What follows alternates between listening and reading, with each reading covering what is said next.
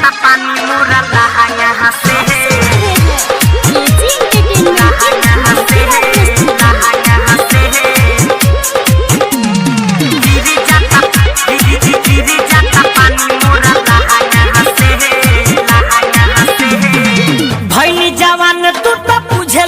दान नहीं बुझेल मनावा के भावना के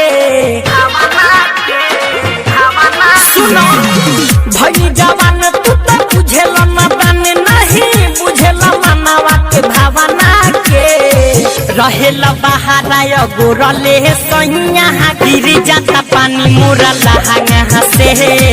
रहेल बहाराय गोरले सैया गिर जाता पानी मोरा लहंगा से गिर जाता पानी मोरा लहंगा हंसे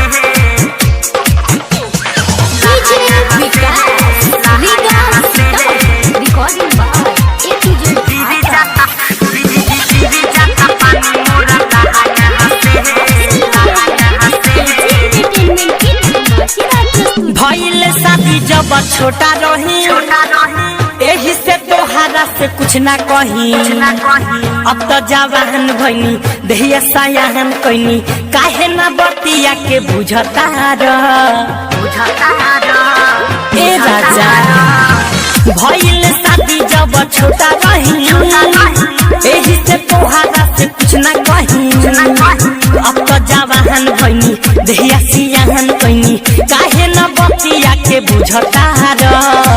भइनी हारन तू तो बुझेल न बात खाली लिही सहारा हम तकिए से रहेल बहाराय गोरले सैया गिर जाता पानी मोरा लहंगा हंसे रहेल बहाराय गोरले सैया गिर जाता पानी मोरा लहंगा से गिर जाता पानी मोरा लहंगा हंसे लहंगा हंसे गिर जाता पानी मोरा लहंगा हंसे सखी के लइका सुन खेलतावे देखी के दिल मोरा रोतावे बाबा तिवारी पिया धरकता मोरा जिया तोहरा ना कुछ हो तो सुझतावे सखी के लइका सुन खेलतावे देखी के दिल मोरा रोतावे परशुराम अली पिया धरकता मोरा जिया तोहरा ना तनिको सा सुझतावे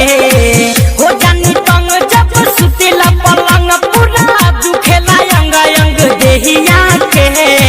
रहेल बहाराय गोरले सैया गिर जाता पानी मोरा लहंगा हंसे रहेल बहाराय गोरले सैया गिर जाता पानी मोरा लहंगा से भई जवान तू तो बुझेल न दान नहीं बुझेल मनावा के भावना के रहेल बहाराय गोरले सैया गिर जाता पानी मोरा लहंगा हंसे रहेल बहाराय गोरले सैया गिर जाता पानी मोरा लहंगा से।